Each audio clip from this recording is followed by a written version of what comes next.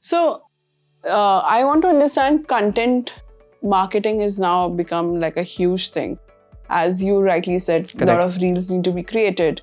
So when it comes to certain projects, be affordable or premium, would you consider influencer marketing content basis on the kind of target audience you have, or you will try it nevertheless? What is the pricing of your project like to be? See, for me, it depends that who's buying. Because the influencer, I need to see who he or she is influencing, right? It cannot be like if I'm not a follower of any of the influencers, whoever talks whatever, I will not get influenced and forget about home buying. That's a big decision to make, right? So two things to be checked. If my audience or the buyer segment fall under that cluster, I'll definitely take up influencer marketing. The second checkpoint is the cluster of influencers I'm shortlisting, right? The quality of their fan base, quality of their audiences, right? Who she's or connecting with. It is not just the number of likes or number of views of their reels. It is also that who's engaging with them, right? Accordingly, so of course, it's a part of your reach and awareness campaign, right? I'm not expecting direct ROI, that I'm not expecting leads out of those campaigns for sure. But as far as reach and awareness are concerned, am I reaching out to the right audience or not is the question which I need to answer. So there are two checkpoints, as I said, that if my audience, are they Insta friendly, Facebook friendly, Snapchat friendly customers? And if yes, then who are they, the set of influencers, are they connecting with them or not? These are the checkpoints. It is not a regular drill or a must-have drill, I would say. Good to have for few projects. Okay. To add to that, in fact, I'll say that even your influencer's age is something sometimes very relevant. If they are too young, and they may have crazy number of followers in millions, I would say, but maybe your audience is not following them, they're not watching them if someone's too young. So you sort of need to understand your buyer set, understand as much as what is he looking at. Is he looking at finfluencers, whether they're looking at finfluencers or whether they're looking at lifestyle influencers or they're looking at travel bloggers, and sort of and look at those niches, that what interests this guy who's going to buy a home from me, and get those influencers. And it does honestly help in terms of getting good visibility. It's not definitely going to not lead to walk-ins, it's not going to lead to closures, but it sort of is one more touch point. It's one more awareness point which is there for that customer, that he's already seen you around and he's so and so talking. Matrix, right? Matrix in terms of even your audience is watching. For example, if that Kormangla project you have and the Goregaon project you have, as you rightly said, it can be a touch point, but that cannot be a criteria, because you would never know if your audience is a part of that influencer following or not, right? Because the matrix only that they can share, which you yourself as a brand marketing person can see in the back end, is the age group, the location, the targeting of major cities where the following is coming. That's the only way they could share the matrix with you. So one interesting matrix to look at when you do influencer or you do any sort of content is not the views, is actually the saves and the shares. And that's what you sort of realize, that if there are a lot of people who are saving it or sharing it, and especially sharing it, that definitely means that they are wanting to come back to this content, or they know that there is somebody in this home buying journey who is probably would be interested in this. So that gives a good idea in terms of what's happening. People would probably watch a lot of that content just because they like that influencer. Correct. Yeah, so views will be crazy high. But how many are saving and sharing? I think these are critical metrics to look at. But does it matter? Because why I'm saying this, because now we have seen a new trend where a lot of brokers have become the influencers in real estate, right? Yes. And the way they have a signature style of talking and sharing, and because of that, the audience also, you can easily understand, there's a lot of youngsters who are in awe of the kind of, the flat they are showing or the penthouse they are showing, but they're not the buyers. So, and there are a lot of saving and sharing because those youngsters are sharing with their friends. But then how do you define that? Like, how would you even consider, like, in terms of matrix, for have those broker influencers for your project? Is it just for the creation of visibility or something to talk about? Because that's what I also see from a marketing perspective. Either you want to go viral, either you want people to talk about, oh, you're selling this huge. It can be maximum people where I've seen traction is negative, right?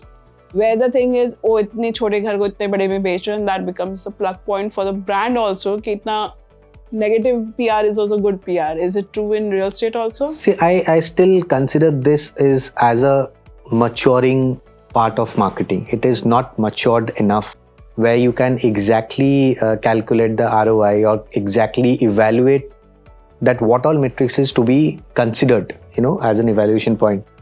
To me, it's still a reach and awareness touch point, right? So how do I evaluate or shortlist? Is one, of course, what Rishi just mentioned, that save and share.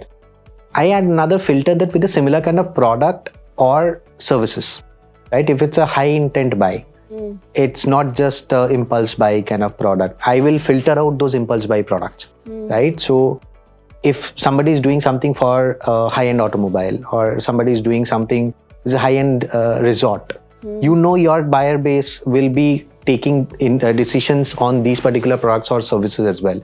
If they have done some successful campaigns over there, if they can show us some metrics that yes, these are the campaigns which you have done which is relevant to your industry or relevant to your buyer base as well, probably that's where I put a tick box that yes, this influencer will work for me. At least for me to take my product out to the follower base what he or she has. Now, can I consider or can I say that my influencer campaign is a successful or not successful? Is there any metrics? No. Probably there is nothing certain as of yet. Probably it's maturing. We'll figure out. Okay. According to you, as he also mentioned that, there's no metric, there's no way of saying that iski wajah se mujhe itni janta aayegi. But as you mentioned before also, it's a touch point. So is it important that negative publicity also is a good publicity? Henceforth, we go and approach influencers, even if people, because maximum people in Mumbai market, whatever flat you show, and because the number is huge, the pricing is huge, you will get certain kind of trolls or negativity comment. Does that not matter? And it's like the awareness to se acha bani jayegi. So let me put it this way, that definitely channel partners who become influencers is one more source of getting the word out there. Distribution, I would say. They also help in sort of reaching out to other channel partners. So because there are a huge community of channel partners who are watching these channel partners and seeing which projects they are marketing, and eventually they come and they reach out to you and they want to work with you. So I have not seen a scene where a customer has come and said that I saw so-and-so's video and come and close the deal. So that doesn't happen, but it's one more channel of distribution. Now, when it comes to the negative publicity which comes, it's always a risk which is and a worry. And I think the only way that you can mitigate it, not completely control, is, you're sort of, when you're briefing this channel partner who's going to make this video about you guys, you're sort of giving him very clear USPs about your project and not trying to upsell and not trying to sort of, luxury is a very used and abused word, and you can't tell him to say that this is the most luxurious apartment and it is this, or what it is not, you should not say it. So you can sort of try and influence him in a way to what he has to say, but you can't control it. But definitely there may be some sort of people who may comment. But I guess the pro of having distribution versus the con of a few silly comments outweigh each other. And do you also make sure the agents, the channel partners you are tying up with, even the channel partners or the broker influencer you are tying up for your content, are they agents registered under RERA?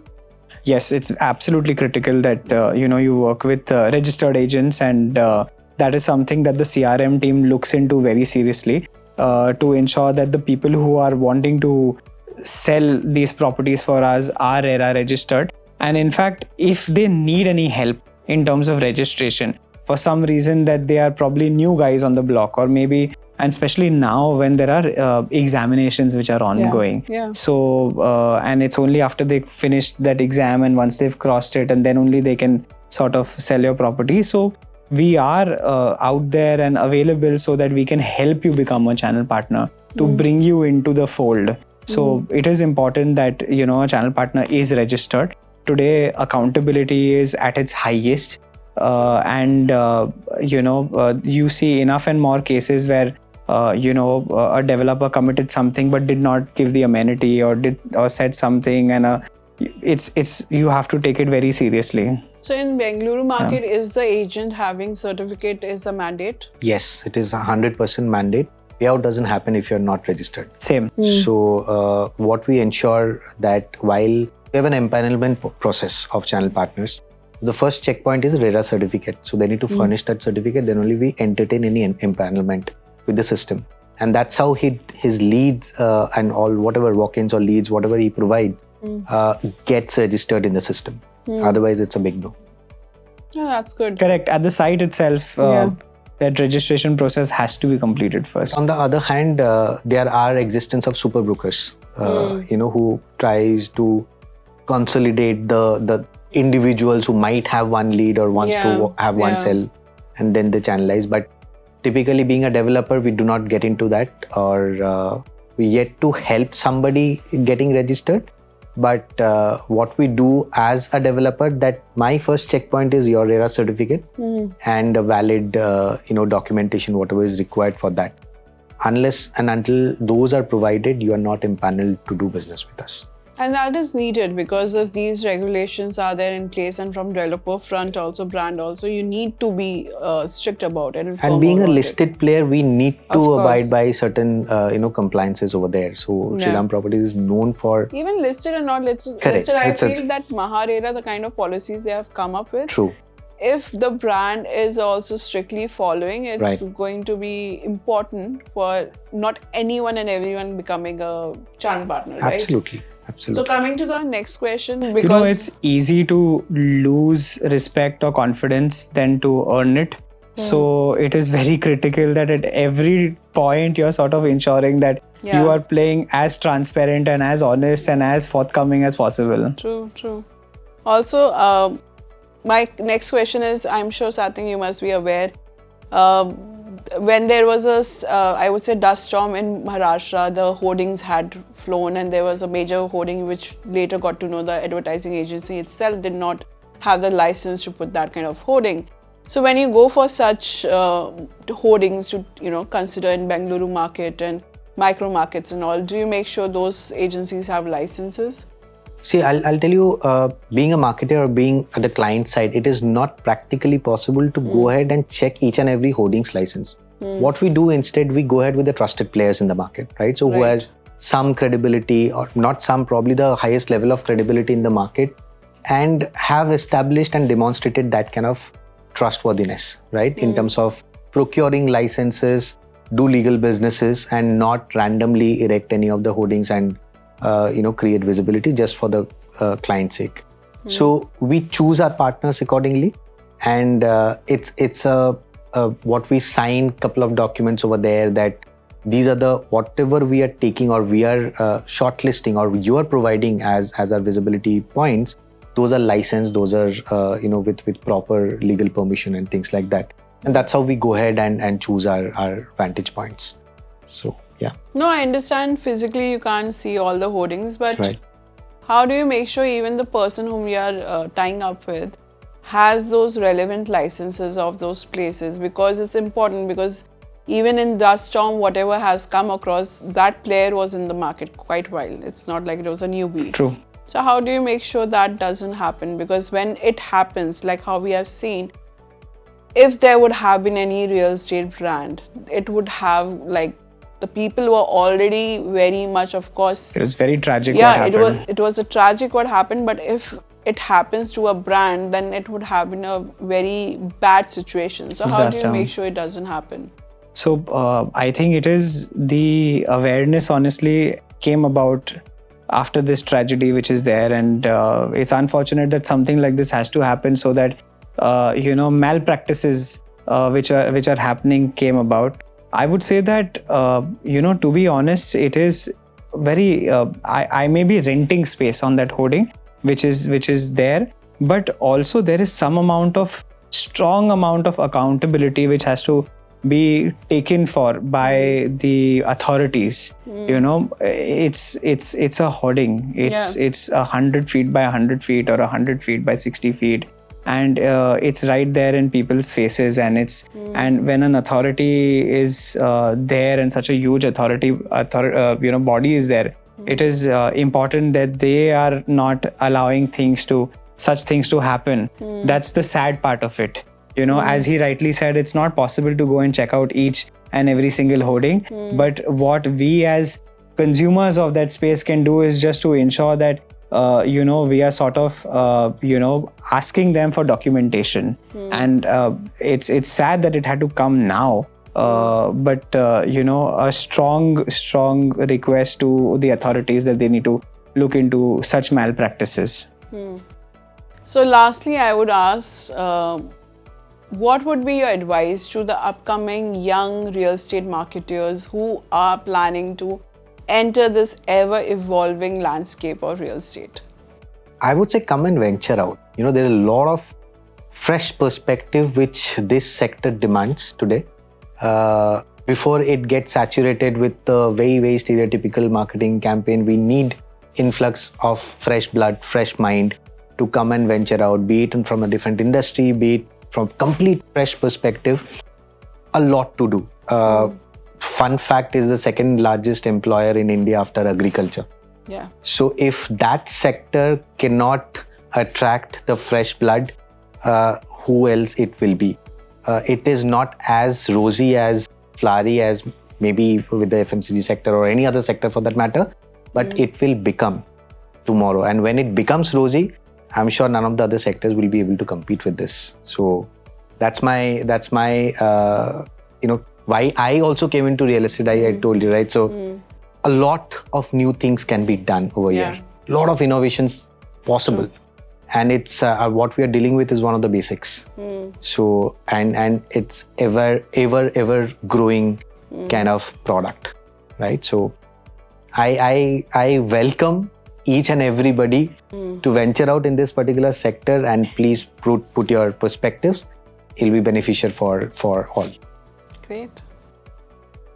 So I would say that it's a very, very exciting time in real estate. We are going from a very traditional brick and mortar industry into something which is completely revolutionized, digitized. There are some very key challenges in real estate which are never going to go away. One, you're buying the most expensive thing in your life. You'll buy it once, at max twice, especially when it comes to these markets. Two, you're buying it today, you're going to receive it years later. 2-3 years later. So you have to convince the guy to pay up today for something that he's going to get so late, and for something so expensive.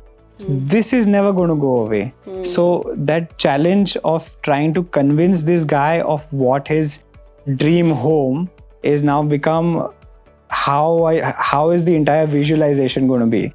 And that's when there is so much prop tech which has come into this industry, and prop tech has just come in and it's booming, and we are all ourselves so excited every single day looking at what AR is doing and VR is doing, and all the possible tools to sort of make that customer sort of take that buying decision. So it's a very, very exciting time in real estate, and I'm seeing a lot of new youngsters, fresh blood which is coming into real estate, which was not earlier the case. So with this improvements in things, I'm excited that there'll be better talent which will come into this pool.